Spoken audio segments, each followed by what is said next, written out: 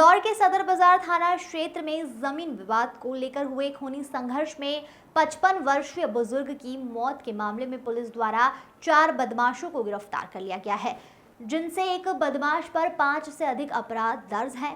फिलहाल पुलिस पकड़ाए गए बदमाशों से तमाम सबूतों के आधार पर पूछताछ करने में जुटी हुई है। इंदौर के सदर बाजार थाना क्षेत्र स्थित अहिल्या पल्टन कॉलोनी में 26 जून को 2 परिवारों में जमकर खूनी संघर्ष को अंजाम दिया गया था, जिसमें धारदार हथियार से गजानंद पुरिया उम्र 55 वर्षीय गंभीर रूप से घायल हो गए थे, जिनका इलाज MY अस्पताल में कराया जा रहा था। वहीं पूरे मामले में प्रकरण दर्ज कर जांच पड़ताल शुरू की गई और वहीं 2 दिन बाद इलाज के दौरान घायल गजानंद की मौत हो गई।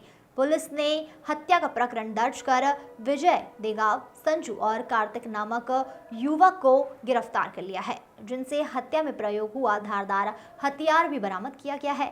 पूरे मामले में जमीनी विवाद को लेकर ही खूनी संघर्ष के दौरान हत्या की घटना बताई जा रही है। Bureau report. थाना क्षेत्र में विवाद बढ़ गया था, हत्या में तब्दील हो गया विवाद। सर, कैसे आरोपी को ट्रेस करा और क्या कारण था विवाद? इसमें ये घटना दिनांक 25 की और 26 की जो दरमियानी रात है, उसमें घटना हुई थी। इसमें रात में 12:30 बजे की घटना है, जिसमें पुलिस को सूचना मिली थी कि 2 पक्षों के बीच में पथराव हो रहा है और चाकूबाजी की भी घटना मिली थी। जिसमें त्वरित कार्रवाई करते हुए पुलिस जब तक मौके पे पहुंची थी, वहां से सभी पक्षकारों को, जो भी थे दोनों पक्ष के, उनको थाने लेके आए थे। उसमें दोनों में मुकदमे कायम हुए थे। यहाँ तक कि गंभीरता को देखते हुए कि कोई ऐसी घटना वापस नहीं हुई, उसमें बलवे तक का मुकदमा कायम किया गया था।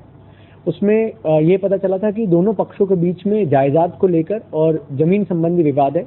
उनका एक पुश्तैनी मकान का जो संबंध में विवाद था, उसमें मुख्यतः ये बात सामने आई है कि दोनों चचेरे भाई के लड़के थे जिनके बीच में विवाद था, जो उस पर कब्जा करना चाहते थे। उसमें जो मृतक हैं गजानंद पुरिया, ये 58 इयर्स के थे, जो कि अहिल्या पल्टन के रहने वाले थे। इनको भी जांघ पे और पेट पर, मुख्यतः जो गंभीर चोट थी वो पेट पर थी, जिसमें बड़े चाकू से इन पे वार हुआ था। इसमें जो आरोपी हैं, 4 आरोपी, जिनको अब क्योंकि उनकी डेथ हुई, अनफॉर्चुनेटली उनका इलाज चल रहा था MYH और उसके बाद सुयश अस्पताल में, पर उनकी डेथ हो गई, तो उसके बाद इसमें धारा बढ़ाकर इसमें 302 की धारा लगाई गई है। और वीडियो फुटेजेस और CCTV के माध्यम से जो भी लोग उसमें समझ आ रहे थे कि जो इस घटना में शामिल रहे हैं, उन 4 को अरेस्ट किया गया है। इसमें अरेस्ट करने में विशेष भूमिका जो थाना प्रभारी सदर बाजार हैं और उनकी टीम की रही है, क्योंकि ये सभी आरोपी घटना के बाद से ही फरार हो गए थे, क्योंकि सभी को लग रहा था कि गंभीर अपराध है और पुलिस इस पर कार्रवाई करेगी। अब तब उस समय नॉन अरेस्टेबल सेक्शंस में थे, इसलिए अरेस्ट नहीं कर सकते थे सुप्रीम कोर्ट की गाइडलाइंस के अंतर्गत, पर ये फरार हो गए थे। ऐसी सूचना मिल रही थी कि उज्जैन गए हैं और उज्जैन से आगे की तरफ भगने की इनकी योजना है। तभी से 2 दिन से टीम बाहर निकली हुई थी और जैसे ही पता चला कि इसमें उसकी हालत गंभीर होती जा रही है और उसकी गंभीरता बढ़ गई है, तो तत्काल उज्जैन से फिर इनको ट्रैक करना शुरू किया। उज्जैन में एक मोबाइल नंबर मिला जो कि चालू था।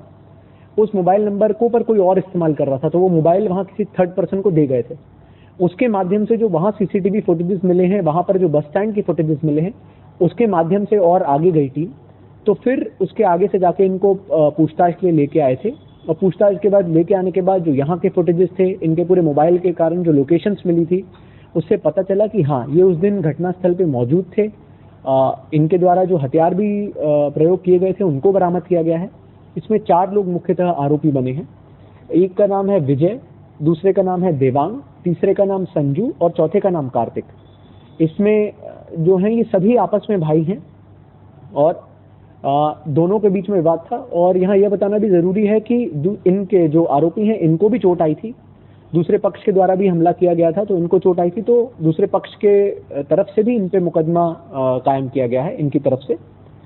इनके आपराधिक रिकॉर्ड जब हमने निकलवाए तो पता चला कि जो इसमें मुख्य आरोपी है विजय, उसके ऊपर 5 अपराध पंजीबद्ध हैं, जिसमें चाकूबाजी का, मारपीट का, महिलाओं के साथ गलत हरकत करने का, बलात्कार करने का, ये अपराध पहले से शामिल हैं। और अब इसमें जो 302 वाला एक अपराध है, ये है। क्योंकि इसमें पहले अपराध 2 साल से इनके बीच में बहुत विवाद नहीं हुआ था, इसलिए वर्तमान में ये बॉन्ड ओवर में नहीं थे, क्योंकि 2 साल की अवधि में बॉन्ड ओवर ऑटोमेटिकली समाप्त हो जाते हैं, जो उसकी सीमा रहती है। पर इसमें आप प्रयास कर रहे हैं कि ऐसे जितने भी मामले हों सदर बाजार थाना क्षेत्र में, क्योंकि ऐसा अमूमन देखने आया है कि जो कंजेस्टेड एरियाज हैं वहाँ पर छोटे छोटे परिवारों के बीच में प्रॉपर्टी रिलेटेड ऑफेंसेज हैं। तो इन सभी लोगों को बुला के इनका या तो 107-16 पुनः करवा रहे हैं, वरना 110 की कार्रवाई, जिसके आपराधिक रिकॉर्ड ज़्यादा हैं उसकी 110 की कार्रवाई हो रही है। इसी के चलते पिछले समय मीडिया में एक वीडियो वायरल हुआ था जिसमें एक आदमी इसी पलटन क्षेत्र में चाकूबाजी और क्या बोलते बंदूक लेके घूम रहा था। इसमें भी क्योंकि उसके ऊपर बॉन्ड ओवर की कार्रवाई प्रचलनशील थी, हो चुका था, उसके बॉन्ड ओवर में अवधि बची थी, तो इसमें न्यायालय में उसकी पेशी हुई और पेशी होने के बाद क्योंकि जो भी सभी साक्षी थे उन्होंने अपने बयान कायम रखे, उन्होंने न्यायालय में आके बयान दिए कि इसने हमारे साथ गुंडागर्दी की है, चाकूबाजी की है, इसने हमें धमकी दी है, हमसे पैसे के एक्सटॉर्शन किए हैं, उसके आपराधिक रिकॉर्ड भी थे। जो आरोपी था जाबिर अठारिया, तो उसको भी 3 महीने के लिए जितनी उसकी बॉन्ड ओवर की अवधि बची थी उसके लिए उसको जेल निरोध किया गया है। और जो उसने पिछली बार स्वयं का मुचलका बॉन्ड पे भरा था उसका उसके संपत्ति बेच के या उसके परिवार की संपत्ति बेच के उसको भी उतना पैसा भी वसूल किया जाएगा और उसको शासकीय कर में तब्दील किया जाएगा। देश दुनिया की ताजा और तमाम बड़ी खबरों से अपडेट रहने के लिए देखते रहिए खबर की खोज, क्योंकि हम आपको रखते हैं खबरों से अपडेट। साथ ही खबरों को सबसे पहले देखने के लिए हमारे चैनल को लाइक करें, शेयर करें, सब्सक्राइब करें और खबरों की नोटिफिकेशन के लिए बेल आइकन दबाना बिल्कुल न भूलें।